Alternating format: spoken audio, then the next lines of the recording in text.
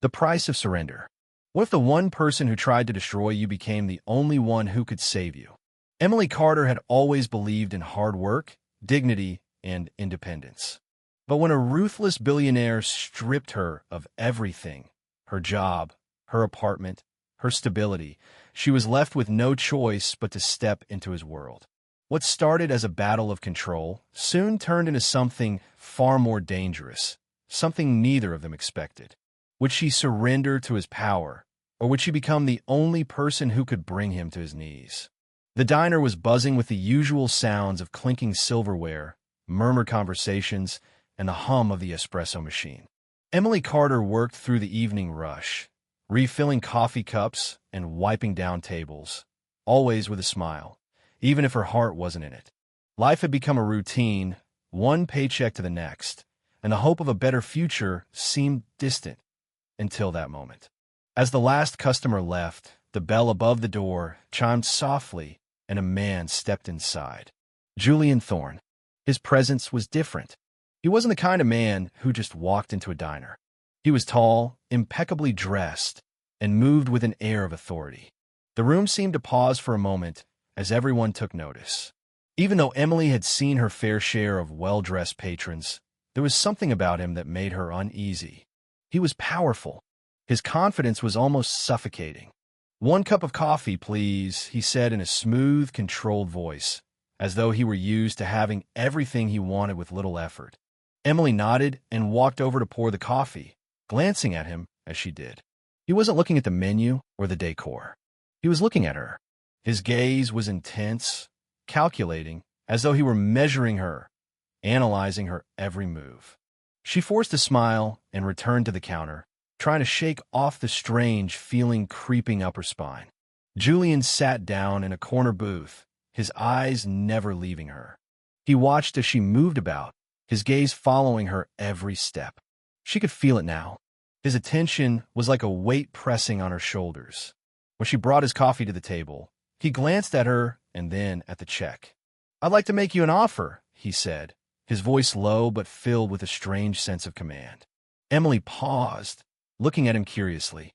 "An offer?" He nodded slowly, taking a sip of his coffee, his eyes never leaving her face. "I run several businesses around here. I could make you a rich woman, Emily. Your trouble's gone in a single stroke." He slid a check across the table towards her, the number on it making her freeze.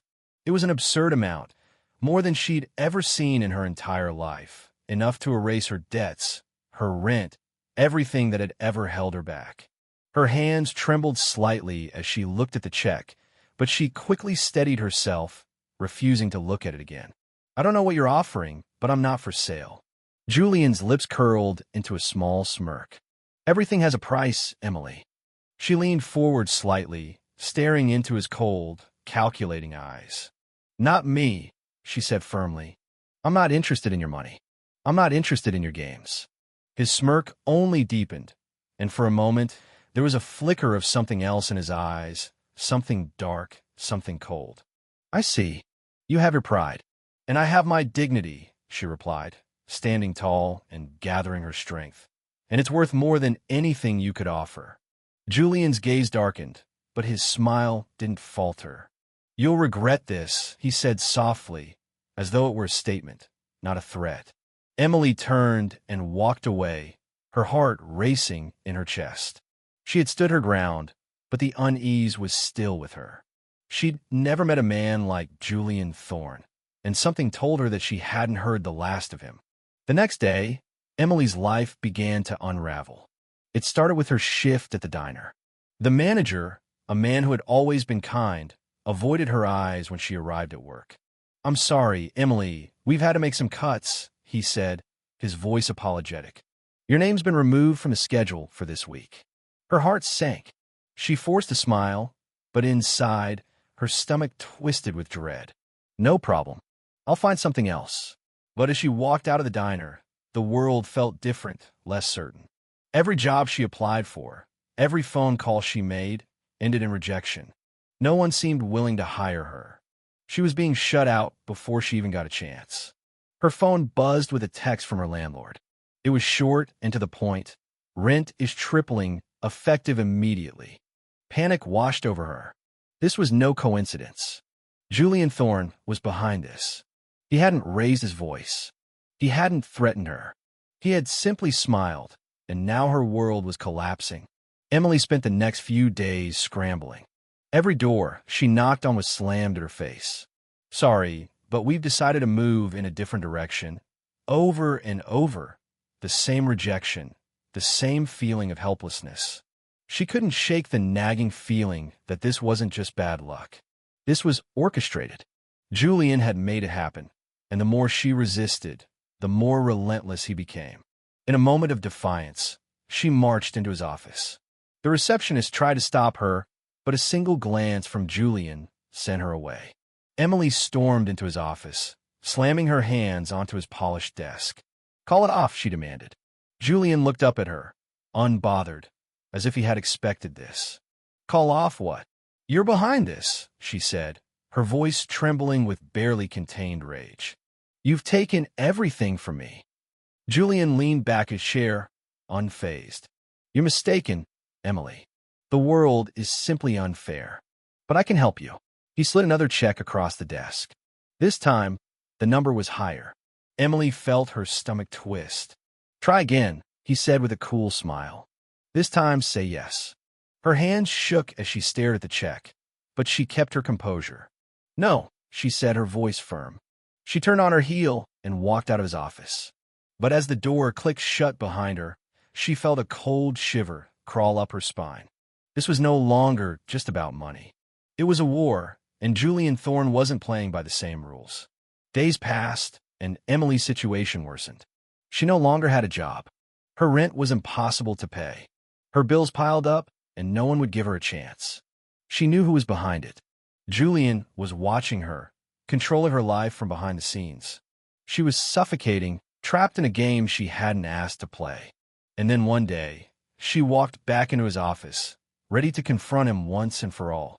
Julian was waiting for her, a faint smile on his lips. "Back so soon?" he asked, his voice low. Emily stood tall, her heart pounding. "You've taken everything from me.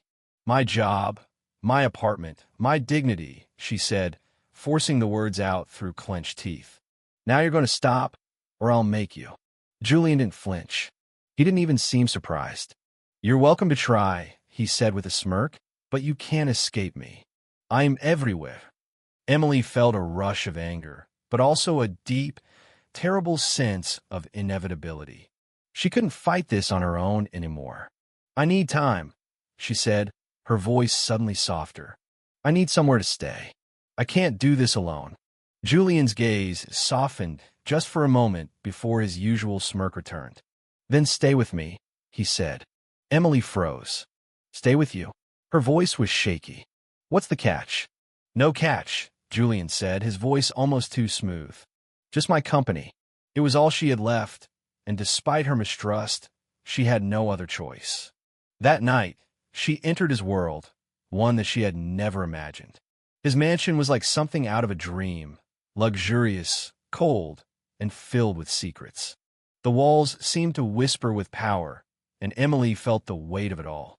The days turned into weeks, and though Julian never asked anything of her, she felt the constant pressure of his gaze. He was studying her, waiting for her to break. And she resisted. But then came the night that changed everything. Emily was alone in his library, running her fingers along the spines of books she could never afford. The storm outside rattled the windows, and for the first time in weeks, she allowed herself to breathe. And then Julian appeared, leaning against the door, his eyes unreadable. "You can't sleep?" he asked. Emily exhaled. "Neither can you." The air between them shifted, and she knew in that moment that their game had changed. Neither of them could control it anymore. Emily had walked away from Julian once, but the stakes had risen.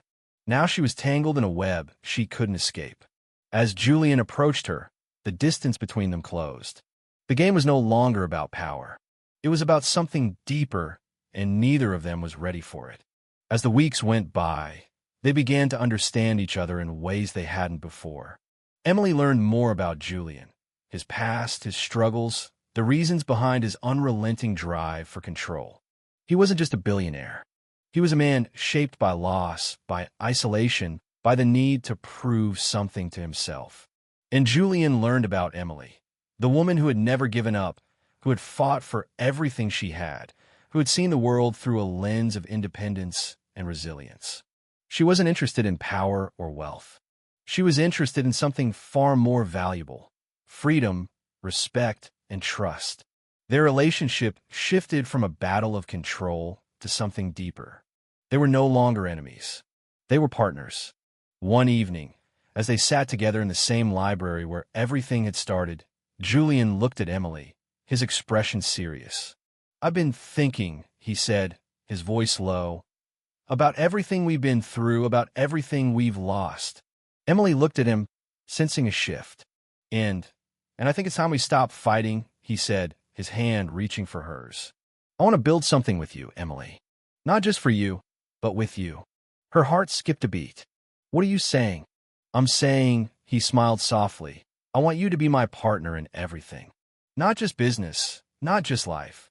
I want us to build something that's ours together." Emily's eyes widened. "You're serious?" Julian leaned closer, his gaze never leaving hers. "I'm more serious than I've ever been. I know we've had our differences, but this is real. You and me. I want to marry you, Emily."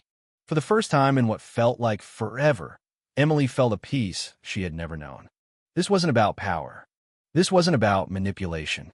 This was about two people who had fought, who had struggled, and who had learned that the only way to truly win was together. "Yes," she whispered, her voice filled with emotion. "Yes, I'll marry you." Emily and Julian's life together was not without its challenges, but it was their own. They used their combined knowledge, passion, and vision to create something greater than either could have imagined alone. They founded a new company together, one that focused on sustainable business practices and giving back to the community. Their mission wasn't just about profit. It was about making a real difference in the world. Their partnership flourished, both personally and professionally, as they built their empire together. And in the process, they found something even more precious than success: love, respect, and mutual trust. They married in a quiet ceremony away from the spotlight. It wasn't a wedding that celebrated wealth or status, but a union based on understanding, growth, and partnership. Emily and Julian had built something far more meaningful than either had expected: a life full of challenges, but also full of possibility. In the end, they realized that the greatest victory wasn't in defeating each other. It was in building something together, and in the process, finding the freedom they had both longed for.